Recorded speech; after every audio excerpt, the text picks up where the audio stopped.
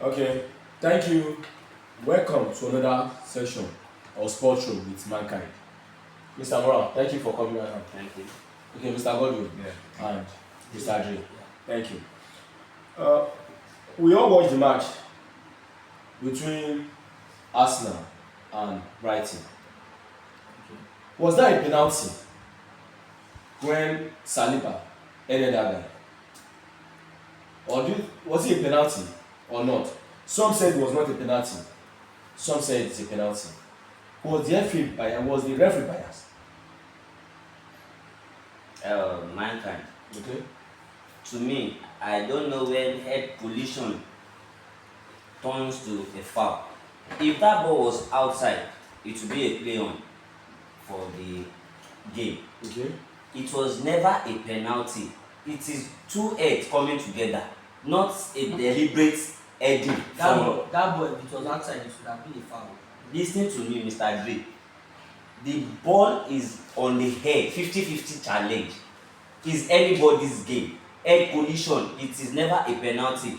You can check after they apologized, PGMOL apologized that we are sorry for the No. awarding. Yeah.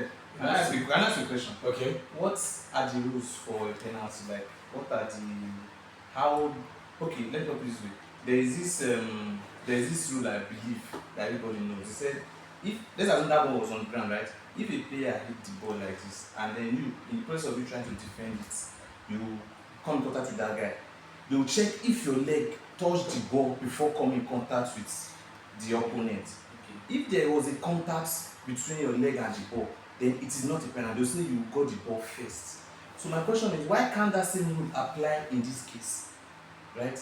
There was the ball was in the air. He raised the ball, that is the Brighton player. He raised the ball. He headed it, tried to go past Saliba. Saliba jumped also trying to block the same ball. And I think there was a contact.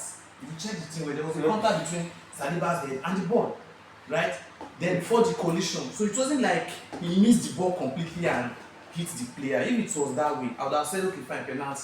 But there was a contact before getting in contact with the Brighton player's head. So why blow that one as a penalty and other times you now interpret it? But that thing has been happening a lot in this Premier League. When they break a rule, they try to interpret it, explain it, change the storyline for us. Before the collision, yes. There was a contact between But there was a replay, and now they didn't show it now. VR didn't even show it. No. If it was a normal leg ball, they would break it down, they would show it in slow motion for it to If see. you There was a contact. Okay. Saliba jumped. There was a contact. say something, you want to say something, Mr. Dre? yes, I wanted to go back to that point because I think when they showed it, I really show it, but then there was a replay, Okay. and it was showing Saliba going for the guy. Okay. Do you understand? You know, if it was a situation of they were coming together, it would have been okay, fine. This is not a penalty. Do Okay. you understand me? Okay. But then it was a situation of the guy was coming up. I think he was coming up. Okay? Yes. And Saliba headed for him. So Because instead of he headed the ball first he before headed- Saliba. that was great Before Saliba. And Saliba Okay. head. Saliba nodded the guy. And if you actually check, to me, it was a penalty. Because I don't think the ball actually touched Saliba's head. That was what I'm saying. And if you actually check, Saliba, fine, there was no. Saliba wanted to go for the ball, but Saliba missed the I ball. showed you. I think I showed you this yesterday, or I don't know. Because the day first day, I showed you, and you saw that there was a contact. Now you are here now saying there No, was to no me, contact. I showed there you. was no. To me, It's what there. I saw, If you there was check, no contact. if you watch sport news after the incident, it was there. It's all over Twitter that there was a contact. Okay, I'm not person that as long as you When they follow showed the it- when they rules, showed it, I'm not the type it was of. actually not showing the contact. So I don't know, maybe it was That's after the match where that VRs they- have come in. That's my point. That's why I keep blaming the VRs for everything. If there was a time of no VR, it's a penalty because every player has Okay. seen it. But now that there's VR to check all these things, why ignore some incidents and go with some others, right? The other time, I think there was a season ago, the Newcastle game, the ball went out of play, they brought it back in and it led to a goal. The same thing, you understand? But in some cases they'll say play on, in other cases they'll say go Okay. on. Okay, are you telling me that it was not a penalty? Yeah, it was not a penalty. Okay, no problem. Moving forward, the last Ballon d'Or that was given to Rodri, do you think Rodri actually deserved that Ballon d'Or, or Vinicius was robbed of that Ballon d'Or? What do you think? I think it's a well-deserved Ballon d'Or. Yeah, it's a well-deserved. It's simply the best player for the year, right? The statistics are there to prove that Rodri was the best player for the year. It's not about goals. I want you to understand that it's not football is not just about goals. I remember many years ago when the likes of Ronaldo were winning Ballon d'Or, it wasn't because he scored the highest number of goals in the season, right? It was because of their individual performance, how good they were, how good they are. In terms of them, Kaká, Are you saying Vinicius did not perform for Real Madrid throughout that season? Okay. I'm not saying Check his performance in Europe that season compared to Vinicius. I mean, Vinicius was He won the Champions League. They won the Champions League. They won the league. Yes, it's not just about that. That's what I'm trying to let you know. What was his performance for his country? The same Vinicius he keeps talking about. What was his performance for his country at the Copa America tournament? What did he do? He went and got himself a red card. He was just being stupid. Vinicius is a fine player, but he needs to calm down. He need to calm down. So are you saying that was part of the reasons why Vinicius didn't? It's part of it. You people don't understand this thing. Fair play is part of football. You understand? Rodri is a defensive midfielder. How many times does he get set up against? How many times does he even get the yellow cards? This is one that does dirty jobs. And he scored goals, important goals. He won the Champions League for Man City. Have you forgotten that? Vinicius won. He won the Euros. He won the Euros for Spain. He won the Champions League and League for Real Madrid. His impact last season for Real Madrid his is impact for his country. He was scoring at the finals. He's not the only player. He was scoring at the finals. He was scoring. What was his We all saw impact for his Vinicius. country? We all saw Do Vinicius last season. you know when all this? And we know all the this- Vinicius of last season deserved that Ballon d'Or. Do you know- I mean, do you they know deserve it. who I blame for all He this very- thing? I blame Ronaldo and very Messi sure. for this stuff. I blame Ronaldo and Messi for being so good that the only thing that can separate them is by judging by the number of goals and the number of trophies they won. That was the only way to separate them from their Ballon d'Or. That's how they No, do it. no, Because of that now, every other person that comes up. Even it was I think when 2 it seasons was ago, Messi, 2 Ronaldo. seasons ago, I mean 2 years ago, right? Okay. There was this argument. Was it 4 years ago? I think for that lockdown period. There was this argument that Lewandowski should have won the Ballon d'Or instead of Messi. Yes. Also, this is That was the same Kobe. story. That was Kobe. You understand? This is That the was same so story. The same story. People kept saying Lewandowski scores so and so number of goals and scores. But what about your overall performance? Don't If you you are think? talking about the goals Lewandowski scored, it was not even about the goals alone. It was about the He performance. performed. What was his When he performance? performed, he was a striker. He's He a doesn't have to striker. do much. Exactly. He Yes. doesn't have to do He doesn't have much. to do much. But Exactly. then when it is needed, there's something we call clutch. Oh, You okay. get Why it. you saying Messi When- was not when- clutch? No. I'm Are you not saying saying Messi was not clutch, clutch? but if you look at the performance of Lewandowski at that season, Messi and was clutch. You don't Lewandowski agree. deserved it very better. We cannot agree on that. I don't agree. You can't. Okay, don't you think the UEFA was biased? Okay? In what way? Because if you actually check, every year they keep changing the rules to favor some particular players. Exactly. That's You the understand problem me? I keep saying. You people will never accept it until it affects you or it favors you. That's what I Okay. want to understand about people. Okay. Like, Thank you. once the rule favors you, it's Let's okay. If it doesn't, Okay. it's bias. okay, fine. Let's look at Spanish La Liga. You can see the red card that was given to Vinicius. Okay. That match they won against Valencia. Yeah. They won 2-1. But Vinicius was given a red card. I don't know. But Madrid, Barcelona, and Sevilla had fined against the Spanish FA that they were being biased. That a player like that, this similar thing, I was given 4-match ban. But Vinicius was given 2-match ban.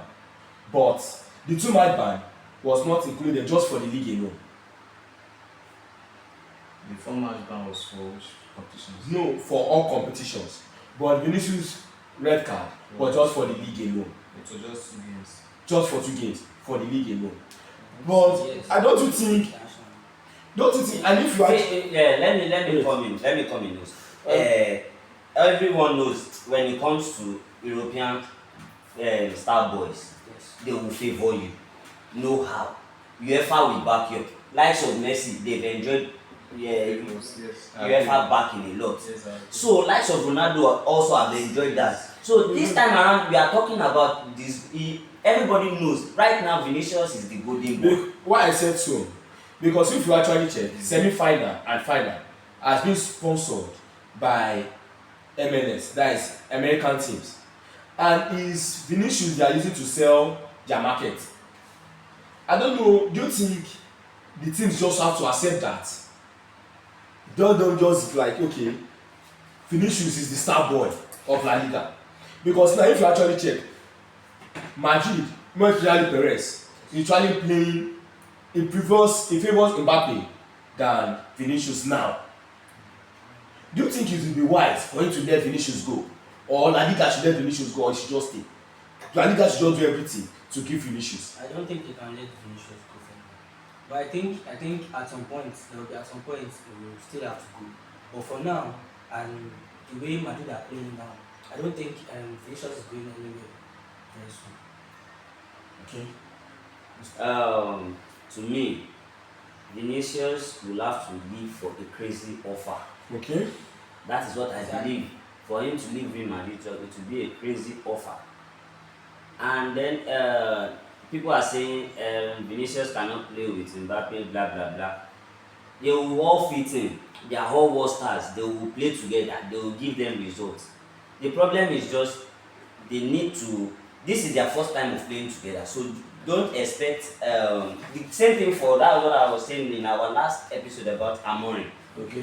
The same thing for Amorim also. Okay. Don't expect early results from They're also working together. So don't It's a gradual expect process. exactly, that's what I mean. It's a gradual. Don't expect early results from this Real Madrid team. Okay. But when they shine, yes. it is fire, Okay, my now. brother. Now, if you actually check Barca, they've been doing well against the bigger teams. If you check their last result against Madrid, where they won Madrid 5-2, 5-2. and this completed 12. But do you think Barcelona can win the league? And most especially, Rafinha said something. He said he does not see anybody stopping them from winning the Champions League. And they are just third on the log. Do you think that they can win the league, or most especially the Champions League? What do you think? Because most especially they've been dropping points against the small team. If you check, they drop points against Las Palmas, most especially at Camp Nou. Are we going to say as a Philip has not gotten that team, or do you think as a Philip can take them to that promised land, or like Barcelona that we used to know back in the days? I don't. Maybe he can with time, but I don't think this is the year, right? I don't think this year he will do it. I don't think they will win Champions League this year. That's the Barca team. I don't think they will. I believe they will be found out. Barca is easy. This is their highline stuff they are playing. I think it's easy for them to break it. You understand? They just need a good team that is very composed defensively. Okay. If you can try your best, defend well against them, try to shut out the likes of Rafinha and Lamine Yamal, I think you can beat Barca. Okay. Yeah. Their defense is not the best. Okay. So as we are saying, if an injury comes in, let's say Rafinha has an injury now, or That's it. Lamine Yamal, That's the Can end. we- Barca does not have That's a the replacement end for for those them. guys. That's just the end for me. but I think they still have a big. They see how, yes, they have Ferran Torres. Yes, Franchise is not it. You may even that is not it. Franchise is not it. but the guy also delivers actually. But He then, delivers, but he's not the clutch player they need in those kind of Yeah, situations. exactly. It's not. Okay, thank you. Okay, now, if I may ask, if you are to predict team that will win the Champions League this season, which team do you think can actually win the Champions League? To me, not being biased, I will go for Liverpool. Liverpool? Yes. Okay. What about Bayern? Bayern. Liverpool will beat Bayern both home and away. Even neutral ground, they will beat them. Okay. Out of you, Mr. Gordon, who do you think, if you predict the team to win Champions League this season? I really don't know. I can't predict anybody. As the truth, for now, I cannot see this season team.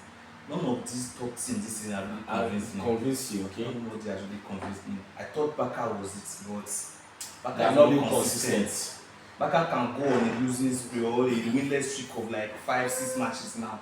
Because both Italy did lost against Monaco. Yes, they can go on. Apart from that, Monaco is good to begin in Champions League. Oh, When was last time they won? Didn't you know they went like 5 matches without winning any? Yes. Yes, and these are all against smaller things. And this is Champions League we are talking about. So if I'm even going to predict that who's going to do in this Champions League, there might be a team that nobody expects. That's for this season. Okay, Mr. J, what do you think?